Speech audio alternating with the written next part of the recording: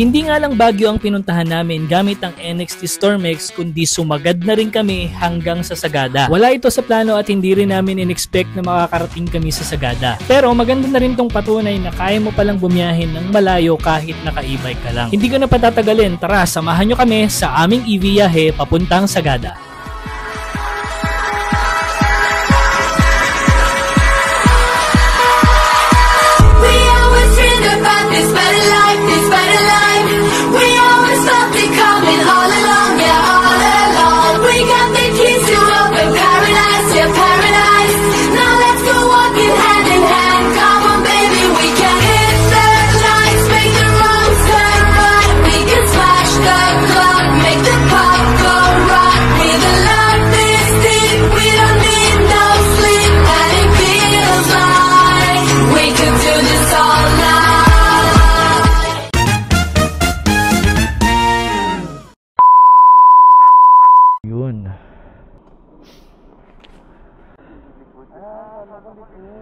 So let's go.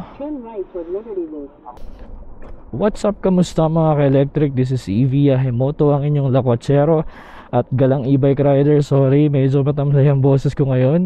Sinipon tayo dito sa Baguio. Pero actually, bago pa tayo nga umalis ng Bulacan, nararamdaman na natin to.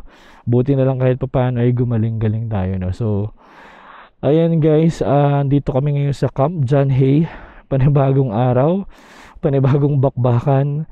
Hindi lang tayo dito sa Baguio pumunta gamit ang NXT Stormex. Pupunta rin tayo ngayon sa may Sagada ngayong araw. Well, kasama pa rin natin si Tokwa at saka si Watspeed, no? Ayan si Watspeed. At ito, syempre kasama pa rin natin ang staff ng NXT para samahan at subaybayan nila ang ating biyahe. At talagang tinik natin ang Stormex Challenge nila. Kung kaya nga ba ng NXT Stormex magpunta ng Baguio. At ngayon, another challenge, didiretso tayo ng Sagada. Maraming salamat, sir! So ayan, ang ganda dito sa Camp John Hay. Ang ganda ng tinulugan namin. Ang sarap, ang sarap. Parayo ko nang umuwi. Uy, pine trees. Sarap maglakad-lakad dito. Pag ganito din naman ang view, yung gusto mo lang maglakad-lakad. Ang sarap ng feeling, guys. Lamig. Ito yung part na gusto ko. Itong part na to, yung kalsadang to.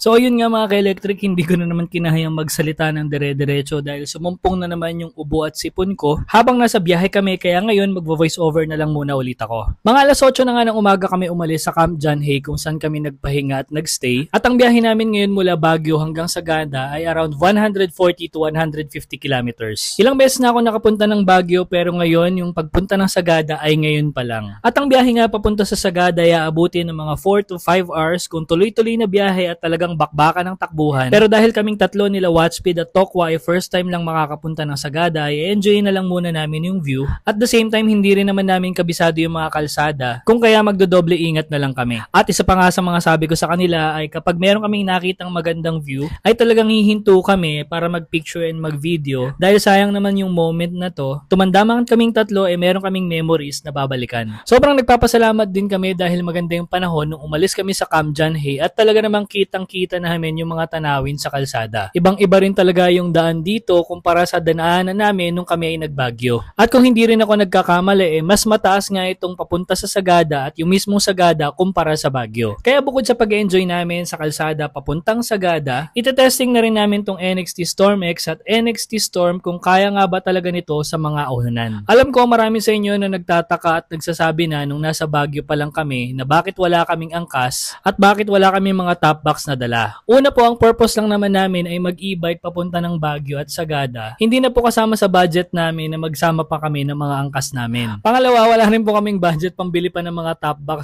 pero kung mag-i-sponsor po kayo sa next ride namin ay bakit naman hindi, di ba? Pero alam ko ang ilan sa inyo ay nagdududa, baka hindi nga kayanin ng NXT Storm X na may angkas at meron pang mga dalang gamit. Hayaan niyo po, sa susunod meron na tayong i-upload na video na meron tayong inangkas at meron tayong dalang top box at may mga gamit pa. At dinala rin natin si NXT Storm X sa ahonan or mataas na lugar. Kaya ayan, abangan nyo yan. Kung hindi pa kayo naka-follow sa akin, mag-follow na kayo sa aking TikTok, Facebook at YouTube account. Ang first stop nga namin ngayon ay ang former highest point na matatagpuan sa Atok, Benguet. So i-fast forward ko muna ng konti itong biyahe natin dahil mahaba-haba rin ito, pero isasama ko na rin para mapatunayan sa inyo na ibiniyahe talaga natin itong mga e-bikes sa dala natin. Ang Baguio to Sagada rides namin ay may range na 140 to 150 kilometers at kayang-kaya na yun ng isang full charge ng NXT Storm X. Dahil ito naman ay naka 72 volts 95 Ah na lithium iron phosphate na battery. At ang range ng battery na yun ay 180 to 200 kilometers. Pero si NXT Storm, ang base model ng NXT Storm X ay naka 72 volts 67 Ah lang na lithium iron phosphate na battery. At may range yun na up to 150 kilometers. Pero dahil nga ang ride namin na Baguio to Sagada ay puro paahon dahil mas mataas nga ang Sagada kaysa Baguio, mas malakas ang kain nito sa battery kapag mas maraming ahonan. Kaya nga para tuloy-tuloy pa rin ang aming biyahe, nagdala pa rin kami ng extra battery para sa NXT Storm at nakalagay yon dun sa kasama naming van which is ang NXT team. Maya-maya pa may nakita kaming magandang tanawin sa tabi ng kalsada kaya huminto muna kami para mag-picture-picture dito. Hindi rin naman namin kasi araw-araw nakikita yung magandang tanawin na ganito kasi wala namang ganito sa Maynila. Pagkatapos noon, hindi na rin kami nagtagal kasi malayo-layo pa yung aming babiyahiin papuntang Sagada. Kaya ito, biyahe ulit. Sa mga gantong biyahe na malalayo, hindi naman kami masyadong nababoring sa biyahe namin kasi magkakausap naman po kaming tatlo dahil meron kaming mga intercom. Kaya sa mga nagko-comment dyan na gustong sumama sa aming mga susunod na biyahe, pwede naman po basta meron na po kayong intercom para magkakausap tayo habang nagdadrive tayo. Maya-maya pa nga hindi na namin namalayan, nandito na kami sa highest point or former highest point dito sa may Atok, Benguet. At halos kakaparada lang namin dito sa gilid ng kalsada meron na mga nagtanong kung ano yung dala naming mga e-bikes. Kasi nga nagulat sila, huminto kami sa gilid nila at walang tumutunog na makina. At syempre dahil proud tayo ng mga e-bikes ngayon dala natin, ay nakapagkwentuhan kami saglit sa kanila dahil tinanong na rin kung anong specs ng e-bike, saan kami galing at saan kami papunta. At syempre hindi na rin natin pinalampas na bigyan sila ng ating stickers at mga sir kung napapanood nyo man to, sana nakafollow na po kayo. Actually sa naging biyahe nga namin mula Marilao papuntang Baguio, papuntang Sagada ay ine-expect na rin namin na marami talaga magtatanong sa amin sa kalsada. At nakaka-proud din naman na ibahagi sa kanila yung ating mga rides gamit ang e-bike na posible pala yun. Maya-maya nga pinarada na rin namin ng maayos para makapag-photo ops and video na rin kami. And syempre hindi namin pinalampas na sumulyap dito sa magandang view dito sa view deck na to. Mapapawaw ka na lang din talaga sa ganda ng nilikha ni Lord at makakapagpasalamat ka na rin dahil sa pag-i-e-bike ay nararating ko yung mga gantong lugar. At dahil nandito na nga rin kami sa former highest point dito sa Atok, Benguet ay hindi na nga rin namin pinalagpas na makapagdikit ng aming mga stickers dito. Wala na nga kaming makitang magandang space kung saan kami makakapagdikit kaya ito, dito na lang kami sa Kisamin nagdikit tatlo. Ito palang former highest point ng Philippine Highway System ay may elevation na 7,400 feet above sea level. Sa susunod nga ipinaplano namin na yung new highest point naman ang mapuntahan namin. Maganda man yung view dito sa highest point at malamig pero yung mga tiyan namin ay kumakalam na kaya hindi namin pinalagpas na dito na kami mag-breakfast. Umalis kami kasi ng Camp John Hay nang hindi pa kumakain kaya ito breakfast at lunch na pinagsama at ito magkakape muna tayo pampainit ng katawan para sa malamig na klima dito at maya-maya pa nga dumating na yung aming mga in-order na pagkain at ito full charge yung mga e-bike pero yung mga rider hindi full charge kaya kailangan namin mag-charge, kumain at magpakabusog. After nga kumain, nagpahinga na rin kami at umikot kami dito sa mga pwesto ng tindahan dito at bumili kami ng sticker ng highest point. What's up mga ka-EV? Ayan, dito tayo ngayon sa may highest point. Ito yung old highest point dito sa may Atok, Benguet. And ito nga yung dala nating dalawang NXT Storm X pati isang NXT Storm. So from Baguio ay nagsagada kami. From Baguio nagpunta kami dito sa may highest point, then highest point to Sagada na. So meron pa kaming 3 hours na biyahe papuntang Sagada Tourist Information Center.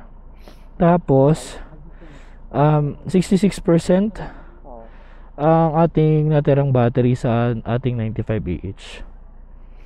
So ayan guys, update ko kayo sa mga lakad natin.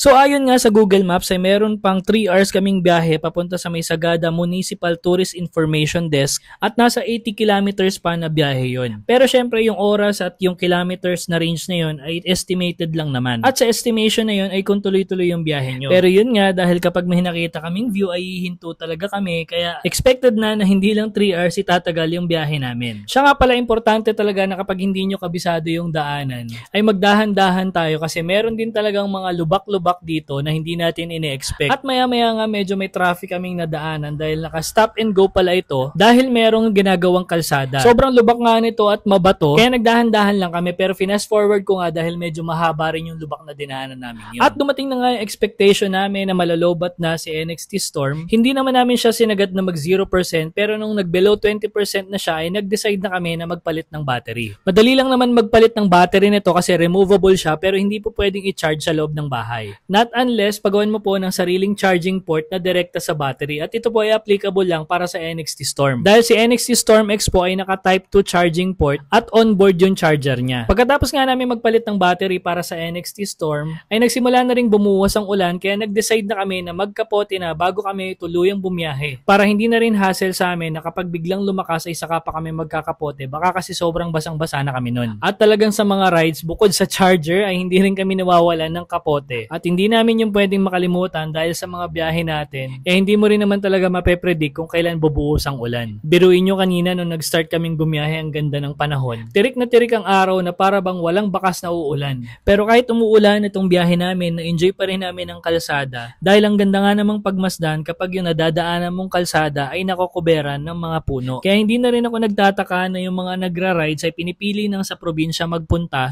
para makakita ng maraming puno at gantong kagandang tanawin. Maya-maya pa nga naabot at narating na namin ang arko ng Mountain Province. Kaya ito, kahit umuulan na, huminto pa rin kami dito para magpa-picture. Dahil hindi rin naman namin alam kung kailan pa kami susunod na makakabalik dito. Siya nga pala, kung gusto nyo yung ganyang kapote na suot namin, available yan sa Boardwalk ha. Ilalagay ko sa comment section yung link baka gusto nyo mag-order. After nga mag-picture, tuloy-uli kami sa aming pagpamaneho dahil malayo-layo pa rin ang aming ibabiyahe. Marami ulit ako nabasang comments kung pwede daw bang gamitin itong NXT Storm X habang umuulan. Actually, biniyahin namin to, bumabagyo nung pabalik na kami ng Baguio. Pero wala naman kaming naging problema kahit yung kanyang panel na touchscreen ay matatouch nyo pa rin po kahit basa. Maya-maya pa nga sa aming biyahe, nakakita na kami dito sa tabi ng kalsada na bundok na natatabunan ng mga ulap at hamog. Kung kaya naman talaga napakasarap pagmasdan ng gantong mga tanawin. At yung nagbabiyahe ka pa sa kalsada na tabi ng bundok ay nakaka-amaze din talaga. Pero medyo nag-iingat din kami nito sa mga panahon na ito kasi merong mga bato na bumabagsak galing sa tabi ng bundok. Kaya kung mapapansin nyo, yun rin siguro yung dahilan kung bakit merong mga net na nakalagay dito sa gilid ng kalsada sa tabi ng bundok. Kung mapapansin nyo, medyo maaliwalas na yung ulap. Akala namin magtutuloy-tuloy na ito at makakapag-alis na kami ng kapote, pero hindi. Maya-maya nagumpisa na namang umulan at para bang bumaba ang ulap dahil medyo foggy na naman yung aming daraanan. Pero kahit ganun pa man, tuloy pa rin ang pagmamaneho at biyahe at parang nilalambing kami ng kalikasan dahil meron kaming natagpuan na tubig na umaagos dito sa gilid ng kalsada or parang mini falls ba. Kaya sabi ko, teka lang, hinto tayo sa gilid, sayang yung gantong opportunity para makita yung mga gantong tanawin. Walang ganto sa Maynila, puro kanal at estero yung nakikita natin. Kaya ako, heto, ina-appreciate yung ganda ng kalikasan na nakita namin. Unang-una, hindi ko alam kung kailan kami makakabalik dito or kung makakabalik pa ba.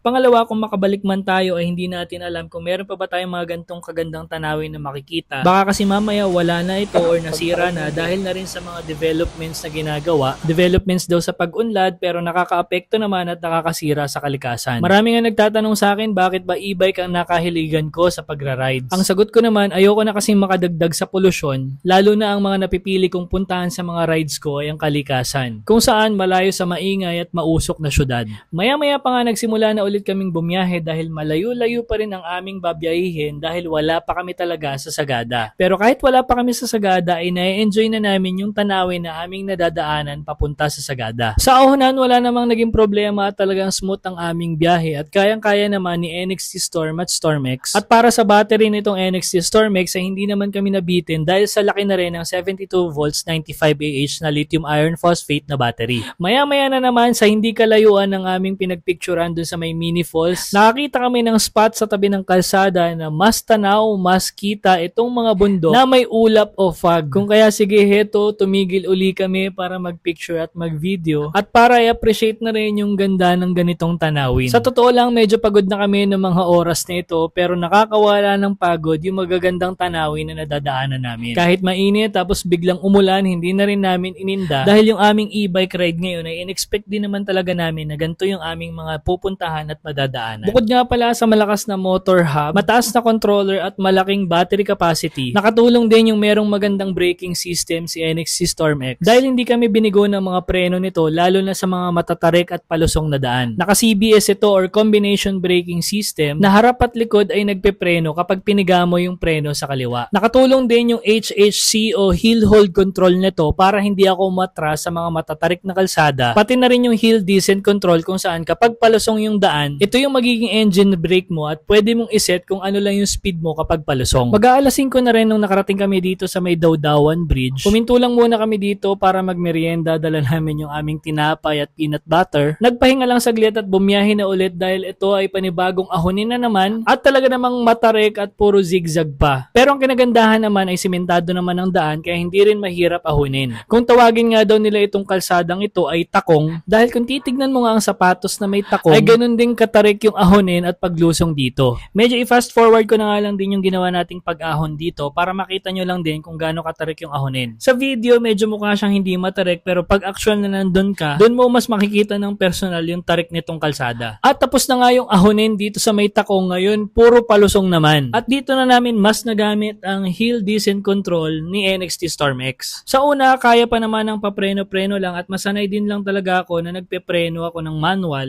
Pero nung sobrang tarik na ng paglusong, makikita nyo naman binitawan ko na yung aking preno at ako'y hill descent control or HHC na. Kung paano gamitin ang hill hold control at hill descent control ni NXT Storm, NXT Storm X at NXT Dynamax meron din. May separate video na po ako na nagawa para sa tutorial na to. Ngayon nga makikita nyo sa gilid ng dinadaanan namin ay may mga tambak ng lupa at may mga bato. Marahil nagkaroon ng landslide dito nakaraan. May part din na may ginagawa pang kalsada at wala talagang mga street lights dito kaya kung babiyahe ka ng gabi siguraduhin mong maliwanag ang headlights mo. At dahil ginabi na nga rin kami sa aming biyahe, wala na rin kami nga abutan sa Sagada Municipal Tourist Information Center. Kaya minabuti namin na dun muna kami didiretso sa nahanap namin sa online na transient house dito sa Sagada. Ilang oras na rin ang aming biniyahe at anong oras na rin kami umalis ng Baguio kaya mahaba-habang araw na rin to. May ilang signages na rin kami nadaanan na nasa Sagada na kami kaya lang gabi na hindi na kami makapag-picture kasi madilim na rin. Kaya siguro babalikan na lang namin to bukas. Pero all in all, kayang-kaya pong bumiyahe ni